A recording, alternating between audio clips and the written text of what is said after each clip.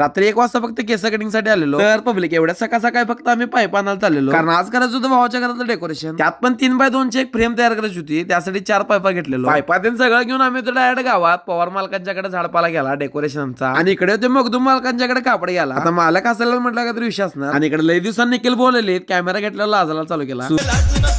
सुरज भाऊ यांच्यातलं डेकोरेशन आवरून घेतोय. आता डेकोरेशन कसं झालंय कमेंट करून नक्की सांगा. आमच्या घरातलं पण डेकोरेशन बऱ्यापैकी झाले, फक्त लाईटीचे मान टेबल लावायचे राहिले. सगळी कामं आवरूस कर आम्हाला वाजलेली दुपारचे. खरं आता मेन पिक्चर इथून चालू होतोय, कारण मला व्हिडिओ शूट करायला जायचं होतं वडगावला. त्यासाठी आम्ही पण तराट निघतोय वडगावकडे. आजचं शूट होतं म्हणजे न्यूज संगम मंडळ इचलकरंजी वाल्यांचं शूट पण फुल सस्पेन्स टाईप करायचं होतं. त्यासाठी मी पण चालू करतो एक क्लिप घ्या. आता या शूटचा रिझल्ट मी माझ्या आयडीवर ऑलरेडी पोस्ट केलेला आहे, ते पण नक्कीच बघा. आणि व्हिडिओ कसा वाटते ते कमेंट करून नक्की सांगा. त्याच व्हिडिओमध्ये वडगावात इचलकरंजी त्याला मला रात्रीचं 12 वाजलेली, आणि त्यात माझ्या केस कटिंगचा नंबर आलेला बरोबर रात्री 1 वाजता. माझा केस कटिंगचा नंबर बरोबर 2 वाजता होता. नंबर लवकर आला म्हणजे वरत पोहोचते तो फोन उचलला नाही, त्यामुळे माझा नंबर लवकर आला. आरडीच्या दुकानमध्ये इथं पोराने मागवलेली पिझ्झा, जो की मला त्रिगुण सर्व करालता. बंडा कसा आहे सो आज केले बसत नाही. व्हिडिओ आवडला तर लाईक शेअर कमेंट करा, आणि उद्या बाप्पा येणार आहे तर उद्यासाठी तुमच्या मला फॉलो करून जावा.